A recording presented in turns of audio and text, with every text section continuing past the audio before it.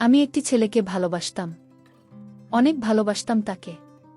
আমার ভালোবাসার সরলতার সুযোগ নিয়ে সে আমাকে একদিন ময়নামতি ঘুরতে নিয়ে গেল। ঘুরতে ঘুরতে আমাদের রাত হয়ে গেল। আর এদিকে বাড়িতে আসার জন্য কোনো পরিবহন পাচ্ছিলাম না। বাধ্যতামূলক হয়ে আমরা একটি আবাসিক হোটেলে গিয়ে উঠলাম। আবাসিক হোটেলে আমরা রাতে খাওয়া দাওয়ার পর দুজনে গল্প করতে শুরু করলাম। আমি তাকে বিশ্বাস করতাম। সে আমার একটা ভালো বন্ধু ছিল বটে, কিন্তু গল্প করতে করতে কখন যে দুজনে ঘুমিয়ে পড়লাম তা টেরই পেলাম না। গভীর রাতে অনুভব করলাম সে আমার সাথে একটা কিছু করার চেষ্টা করছে। তার কিছুক্ষণ পরেই বন্ধুরা, সে আমার সাথে যা করল তা শুনলে তোমাদের মাথা গরম হয়ে যাবে। বন্ধুরা, গল্পটি অনেক অনেক ইন্টারেস্টিং। আশা করি তোমরা পুরো গল্পটি খুব মনোযোগ সহকারে শুনবে। তবে গল্পটি শোনার পূর্বে তোমাদের নিকট আমার ছোট্ট একটি অনুরোধ, তোমরা দয়া করে আমার চ্যানেলটিকে সাবস্ক্রাইব করে আমাকে সাপোর্ট করবে। হ্যালো বন্ধুরা, আমি শিরিন শিলা। বর্তমানে আমার বয়স 30, কিন্তু আজকে আমি তোমাদেরকে যে ঘটনাটা বলব তখন আমার বয়স ছিল মাত্র 16 বছর। আমরা 3 বোন। আমার বাবা একটি কারখানায় চাকরি করত। আমার মা ছিল গৃহিণী। আমরা 3 বোনই ছিলাম মোটামুটি বড়। আমার বয়স 16। আমার দ্বিতীয় বোনের বয়স ছিল 14 আর আমার তৃতীয় বোনের বয়স ছিল 12। আমরা মোটামুটি পিটে পিটে ছিলাম বোনেদের মধ্যে। আমাদের কোনো ভাই ছিল না। বাবা এটাই আমাদের সংসার চালাইত। আর আমিও দেখতে মোটামুটি অনেক সুন্দরী ছিলাম, অনেক সুশ্রী ছিলাম, অনেক স্মার্ট ছিলাম। আমি যখন স্কুলে পড়তাম তখন স্কুলের ছেলেরা আমার দিকে হা করে তাকিয়ে থাকত আর আমার সৌন্দর্য উপভোগ করত। সত্যি কথা বলতে বন্ধুরা, আমার স্কুল লাইফটা ছিল অনেক সুন্দর। অনেক প্রেমের প্রস্তাব পেয়েছি, কিন্তু আমি কারো ফাঁদে পা দেয়নি। এভাবেই চলত আমার স্কুল লাইফ। হঠাৎ একদিন একটি ছেলে আমাদের স্কুলের, আমার থেকে 2 ক্লাস উপরে। ছেলেটি দেখতে অনেক হ্যান্ডসাম কিন্তু সহজ সরল। ছেলেটি শুধু আমাকে দেখে হা করে তাকিয়ে থাকে। আমার কাছে তখন মনে হয়েছিল ছেলেটি মনে হয় আমাকে কোনো কিছু বলতে চাইছে, কিন্তু আমি খুব একটা বেশি এদিকে নজর দিতাম না। আমি যখন স্কুল থেকে ছুটির সময় বাড়িতে আসতাম তখন মাঝে মাঝে ছেলেটি আমার পিছে পিছে আসত, কিন্তু কিছু বলতো না। আমি পিছনে ফিরে তাকাতে ছেলেটি অন্য দিকে তাকিয়ে থাকত। আমার কাছে কেন জানি মনে হয়েছিল ছেলেটি আমাকে কিছু বলার চেষ্টা করছে। আমার যেহেতু কোনো ক্ষতি করছে না, তাই আমি ছেলেটিকে কিছু বলছি না। এভাবেই ছেলেটি প্রায় 1 থেকে 2 মাস আমার পিছু পিছু আসে আর আমাকে কিছু বলার চেষ্টা করে, কিন্তু আমি কোনো সুযোগ দিচ্ছিলাম না। একদিন ছেলেটি আমার নাম ধরে ডাক দিল, বসিলা, তোমার সাথে আমার কিছু কথা আছে। দয়া করে তুমি আমাকে একটু সময় দিবে? আমি বললাম, আমি অনেক দিন ধরে লক্ষ্য করছি আপনি আমাকে ফলো করছেন। আপনার উদ্দেশ্যটা কি? আমাকে একটু বলেন তো দেখি। বন্ধুরা, ছেলেটি আমাদের স্কুলের একজন ছাত্র ছিল। আমার চাইতে 2 ক্লাস উপরে এসে পড়ত। আমি তার নাম জানতাম। ছেলেটির নাম হচ্ছে সাজ্জাদুল ইসলাম সাজু। ছেলেটি দেখতে অনেক হ্যান্ডসাম, অনেক সুদর্শন, অনেক উঁচা লম্বা। বন্ধুরা, ছেলেটি যখন আমাকে বলল, শিলা, তুমি কি আমাকে একটু সময় দিবে?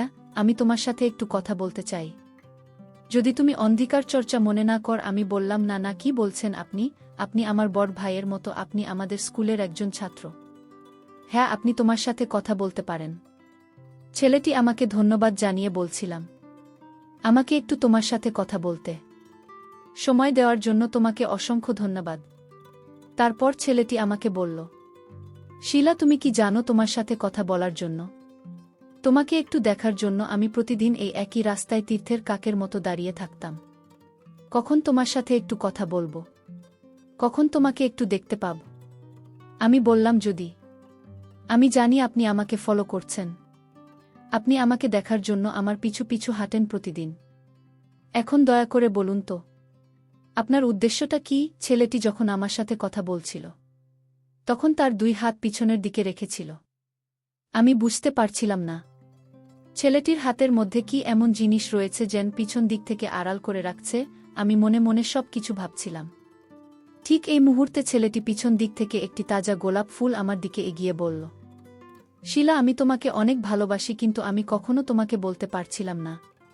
তোমার কাছে আসলে আমি যেন কেমন আনইজি ফিল করি।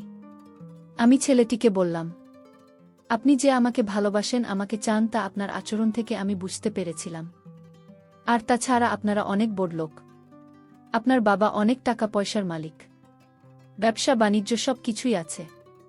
কিন্তু আমার বাবার তো কিছুই নেই। আমার বাবা সামান্য একটা ফ্যাক্টরিতে চাকরি করে যে কয় টাকা পায় তা দিয়ে আমাদের কোনোরকম সংসার চলে। আপনার সাথে আমার যায় না, আপনি দয়া করে আমাকে ক্ষমা করে দিন। ছেলেটি আমার কথা শুনে আমাকে বলল, শিলা, আমি তোমাকে ভালোবাসি। আমি তোমার বাবার টাকা পয়সা, অর্থসম্পদ, পারিবারিক অবস্থায় সব কিছুকে ভালোবাসি না। তোমাকে আমার ব্যক্তিগতভাবে ভালো লাগে। শিলা, ভাল লাগা আসে মন থেকে। আমি সত্যিকার অর্থে মন থেকে তোমাকে ভালোবাসি। আমি কথা দিলাম শিলা, আমি কোনোদিন তোমার ভালোবাসাকে অসম্মান করব না। তুমি আমার ভালোবাসাকে ফিরিয়ে দিও না শিলা, তোমার ভালোবাসার কাছে আমি অসহায়। ছেলেটির এরকম মিষ্টি মিষ্টি কথা শুনে আমার আবেগী মনকে হার মানতে পারলাম না। ছেলেটির প্রতি আস্তে আস্তে দুর্বল হয়ে যেতে শুরু করলাম। ছেলেটির মুখে এত মিষ্টি মিষ্টি কথা, যে কথা আমার হৃদয় ছুঁয়ে গিয়েছিল। তারপরও ছেলেটিকে আমি কোনোভাবেই বুঝতে দেয়নি যে আমি তার প্রতি দুর্বল হয়ে যাচ্ছি। আমি মনে মনে ভাবতে লাগলাম, বড়লোকের ছেলে আজকে ভালোবাসার অভিনয় করে আমার সর্বনাশ করে তারপর চলে যাবে, কোনোভাবেই তাকে ভালোবাসা যাবে না। তারপর আমি মনে মনে ভাবলাম ছেলেটিকে কিভাবে আমার কাছ থেকে বিদায় করা যায়, আমার পিছন থেকে তাকে সরিয়ে দেওয়া যায়। মনে মনে চিন্তা করতে লাগলাম এমন কিছু করতে হবে যাতে তার মনে কষ্ট না পায়, আর এমনিতেই সে আমার কাছ থেকে সরে যায়। আমি বললাম, দেখো সাজু ভাই, তুমিও যেমন আমাকে ভালোবাসো, ঠিক আমাকে একটি ছেলে এরকম ভালোবাসে। সে তোমার আগে আমার জীবনে এসেছে। এখন আমি কি করব সাজু ভাই? আমাকে একটা বুদ্ধি দাও, একটা পরামর্শ দাও। আমি তো তোমার জন্যই ছেলেটিকে ঠকাতে পারি না। আমি যখন অন্য একটি ছেলেকে ভালোবাসে বললাম তাকে পরীক্ষা করার জন্য, তখন আমি দেখতে পেলাম সাজু ভাইয়ের মুখটা একেবারেই মলিন হয়ে আছে, তার ভেতর থেকে যান কোনো কথাই বের হচ্ছে না। সে ভেতরে ভেতরে পড়ে যায়, ছাই হয়ে যাচ্ছে।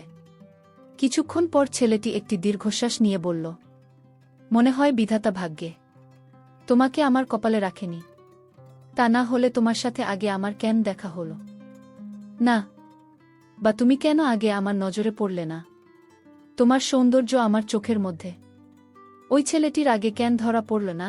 এই বলে ছেলেটি নিজের মাথার চুল নিজের টেনে টেনে ছিঁড়া প্রত্যেক দেখাচ্ছিল আর আমাকে বলল, শিলা, তুমি যদি অন্য কাউকে তোমার মনে জায়গা দিয়ে থাকো তাহলে আমার কোনো আপত্তি নেই, কিন্তু তোমার প্রতি আমার একটি ছোট্ট অনুরোধ থাকবে।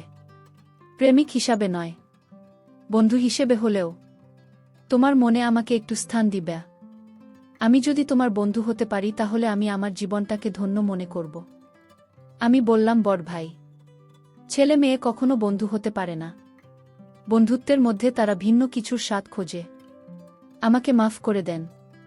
এই বলে ছেলেটির কাছ থেকে আমি চলে আসলাম। ছেলেটি কেবল আমার দিকে ফ্যালফ্যাল করে তাকিয়ে রইল, অসহায়ের মতো হয়ে। পরের দিন আবার দেখলাম ওই ছেলেটি আমার পিছন পিছন আসছে এবং আমাকে একনজর দেখার জন্য সে ঘন্টার পর ঘন্টা দাঁড়িয়ে থাকে, কিন্তু আমাকে কিছু বলে না। এভাবেই ছেলেটি প্রায় একটি বছর পার করল।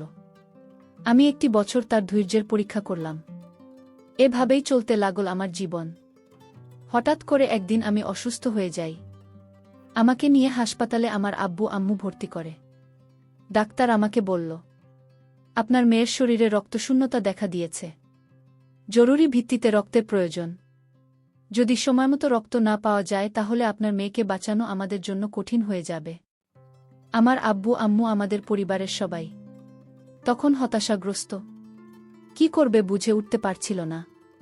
ঠিক এই মুহূর্তে ওই ছেলেটি কার কাছ থেকে যান খবর পেয়ে আমি অসুস্থ হয়ে হাসপাতালে ভর্তি। খবর পেয়ে পাগলের মতো ছুটে আসলো হাসপাতালে এসে আমাকে দেখে কে দিল। আমার আব্বু তখন ছেলেটিকে জিজ্ঞেস করল, কে তুমি বাবা? তুমি আমার মেয়েকে দেখে কাঁদছ কেন? তখন ছেলেটি বলল, আঙ্কেল, আমি আসিলা একই স্কুলে পড়ি, সে আমার থেকে 2 ক্লাস নিচে পড়ে। আর ছাড়াও আঙ্কেল, শিলা আমার খুব একটা ভালো বন্ধু। আচ্ছা বলুন তো আঙ্কেল, ডাক্তার মশাই কি বলছেন? আর শিলার কি হয়েছে? তখন আমার আব্বু বলল, বাবা তোমার নাম কি? আমি বললাম, আঙ্কেল আমার নাম সাজ্জাদুল ইসলাম সাজু। আমি আপনাদের এলাকারই সন্তান। আমার আব্বুর নাম সাবির মিনা। গুঞ্জে আমার আব্বুর কাপড়ের ব্যবসা আছে। তখন আঙ্কেল আমাকে বলল, তুমি সাব্বির মিয়ার ছেলে। এসো এসো বাবা বসো। তখন ছেলেটি বলল, আঙ্কেল শিলা কিভাবে অসুস্থ হয়েছে আর কি সমস্যা? এবার আমাকে একটু খুলে বলুন তো দেখি। তখন আমার আব্বু বলল, বাবা সাজু আমার মেয়েটাকে যেন হঠাৎ করে কি হয়েছে ডাক্তার পরীক্ষা করে বলল, মেয়েটার শরীরে নাকি রক্তশূন্যতা দেখা দিয়েছে। এখন এই মুহূর্তে আমাদের জরুরি রক্তের প্রয়োজন। এখন কি করি বলতো বাবা দেখে একটু। আমি বললাম, আঙ্কেল শিলার কি রক্তের প্রয়োজন? তারপর আমার আব্বু একটা রক্তের গ্রুপ থাকে। ছেলেটি কি বলল? ছেলেটি বলল, আঙ্কেল আপনি কোনো চিন্তা করবেন না, আমার রক্তের গ্রুপ শিলার সাথে মিল আছে। আপনি খুব তাড়াতাড়ি ডাক্তারকে বলেন আমার এখান থেকে রক্ত নিয়ে তাকে বাঁচাতে। ছেলেটির কথা শুনে বাবা খুব সাহস পেলেন। খুব তাড়াতাড়ি ডাক্তারকে বললেন, ডাক্তার মশাই আমি রক্তের সন্ধান পেয়েছি। আপনি ওই ছেলেটির কাছ থেকে খুব দ্রুত রক্ত নিয়ে আমার মেয়েটিকে বাঁচান। তারপর ডাক্তার মশাই ওই ছেলেটির কাছ থেকে রক্ত নিয়ে আমাকে বাঁচালেন। আমি খুব অদ্ভুতভাবে চিন্তা করতে লাগলাম যে কতটুকু মহৎ হলে একটা মানুষ নির্দ্বিধায় একটা মানুষের জন্য রক্ত দিতে পারে। ছেলেটির প্রতি আস্তে আস্তে আমি দুর্বল হয়ে যেতে শুরু করলাম। আর মনে মনে আমি খুব অনুশোচনায় ভুগছিলাম। কারণ ছেলেটি 1 মাস 2 মাস নয়, পুরো 22 বছর আমার পেছনে ঘুরঘুর করছে। কতই না কষ্ট পেয়েছি, কতই না কষ্ট আমি তাকে দিয়েছি। অথচ ছেলেটি আমাকে সত্যিকার অর্থে ভালোবাসে। যে ভালোবাসার প্রতিদান স্বরূপ আমি আজকে পেয়েছি, তার জীবনের রক্তবিন্দু দিয়ে সে আমাকে বাঁচিয়েছে। এসব ভাবতে ভাবতে নিজের প্রতি ঘৃণা করতে শুরু করলাম যে একজন এত ভালো মানুষকে কিভাবে আমি এত কষ্ট দিতে পারলাম। তারপর ছেলেটির প্রতি আমি আস্তে আস্তে ভালোবাসার বন্ধনে আবদ্ধ হতে শুরু করলাম। সে আমাকে অনেক ভালোবাসত, বিদেশে আমার জন্য অনেক কিছু করেছিল। একদিন ছেলেটিকে আমার সমস্ত কষ্ট সব কিছু তার কাছে শেয়ার করলাম। বললাম যে এতদিন আমি তোমাকে যে অভিনয়টা করেছিলাম, সত্যিকার অর্থে আমার তেমন কোনো ভালোবাসার মানুষ ছিল না। আপনি বড়লোকের ছেলে, যে জন্য আপনাকে আমি সবসময় ইগনোর করতাম, সবসময় আমি তোমার কাছ থেকে দূরে থাকতাম। কারণ বড়লোকের ছেলেরা ভাল হয় না। আমার এক বান্ধবী বড়লোকের ছেলের সাথে প্রেম করত, তারপর তার সর্বনাশ করে চলে গিয়েছে। সেই থেকে আমার সমস্ত বড়লোকের ছেলেদের প্রতি ঘৃণা জন্মেছে। কিন্তু এখন আমি বুঝতে পেরেছি যে সমস্ত বড়লোকের ছেলেরা খারাপ হয় না। কিছু কিছু বড়লোকের ছেলেরা অনেক ভালো হয়, যার বাস্তব উদাহরণ আপনি নিজে। আপনাকে ভালোবাসতে আমার আর কোনো আপত্তি নেই। সে আমার ভালোবাসা পেয়ে মনে হলো সংঘাতে পেয়েছে। সে খুব উৎফুল্লিত হয়ে তার আবেগ প্রকাশ করতে লাগল। এভাবে তার সাথে আমার প্রেম শুরু হয়ে গেল। বন্ধুরা, প্রেমের রাগ, অভিমান, আবেগ, ভালোবাসা সবকিছুই থাকে আবেগের বশে। সে একদিন বায়না ধরে বসল আমাকে নিয়ে ময়নামতি ঘুরতে যাবে। ময়নামতির কথা শুনে আমার মনটা যেন ভালো হয়ে গেল। শুনেছি ময়নামতি অনেক সুন্দর একটি জায়গা, সেখানে নাকি দেখার মতো অনেক কিছুই আছে। আর তাছাড়াও সে তো আমার বিশ্বস্ত লোক।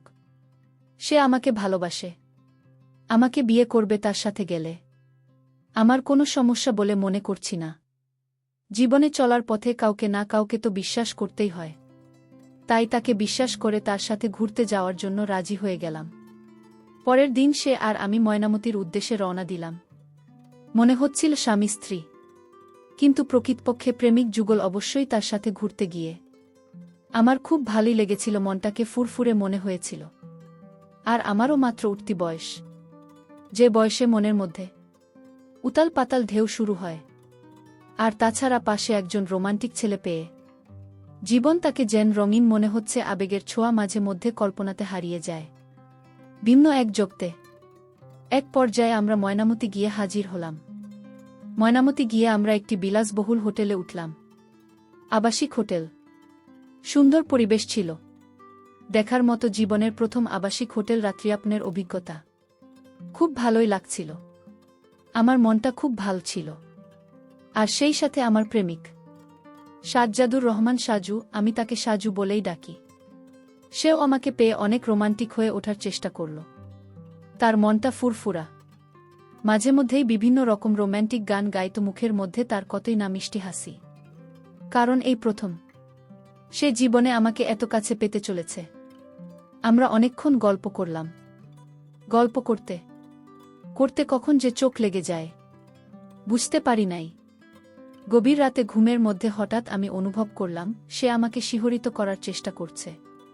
আমি ঘুমের ভান করে পড়ে রইলাম, তাকে কিছুই বলিনি। সে আমাকে আস্তে আস্তে এমন অবস্থা করেছিল। কিছুক্ষণ পর আমি নিজেই বেপরোয়া হয়ে গেলাম। তখন আমিও ভিন্ন কিছুর ইমেজ পাওয়ার চেষ্টা করছিলাম। তাকে আরও বেশি কাছে পাওয়ার চেষ্টা করছিলাম। মনের আবেগ পরিপূর্ণ ছড়িয়ে ছিটিয়ে যেন আগুন হয়ে গিয়েছিল দুটি হৃদয়। এইভাবে চলতে থাকে প্রায় আমাদের দীর্ঘক্ষণ প্রয়াস। তারপর সে যখন আমার উপর পরিপূর্ণ নিয়ন্ত্রণ আনতে যাবে তখন আমি খুব ভয় পেয়ে যাই, কারণ তারা অনেক অনেক একেবারে হেব্বি।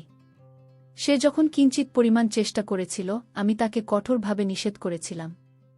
তারপরও সে আমাকে কোনোভাবেই ছাড় দেয় নাই, কারণ তখন সম্পূর্ণ আবেগ কাজ করেছিল বুথের মধ্যে। তারপর বন্ধুরা, সে যখন পরিপূর্ণ আমাকে নিয়ন্ত্রণ এনেছিল আমার কাছে মনে হয়েছিল যে আমার দম বন্ধ হয়ে আসছে। যদিও প্রথম প্রথম অনেকটাই কষ্ট পেয়েছিলাম, কিন্তু পরে আসল স্বাদ পেয়েছিলাম, যে স্বাদ হয়তো পৃথিবীতে খুব কমই হয়ে থাকে। সৃষ্টি জগতে কবি সাহিত্যিকেরা বলেন এটাই নাকি বিধাতার দেওয়া শ্রেষ্ঠ অমৃত, যার কারণে যুগ যুগ ধরে প্রেমিক যুগল তীর্থের কাকের মত হাহাকার হয়ে হাজার হাজার প্রহর গুনতে থাকে। বন্ধুরা, আমাদের অবস্থাও ঠিক তাই হয়েছিল।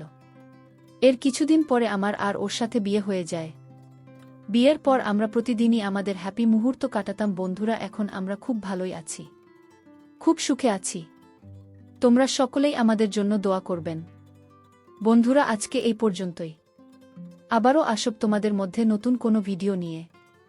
ভিডিওটি যদি তোমাদের ভালো লাগে তাহলে একটি লাইক দাও। প্রতিদিন আমি তোমাদেরকে একটা করে নতুন গল্প উপহার দিব। তাই তোমাদেরকে অনুরোধ করে বলছি, তোমরা যদি এরকম ধরনের ইন্টারেস্টিং গল্প পেতে চাও তাহলে দয়া করে আমার চ্যানেলটি সাবস্ক্রাইব করো।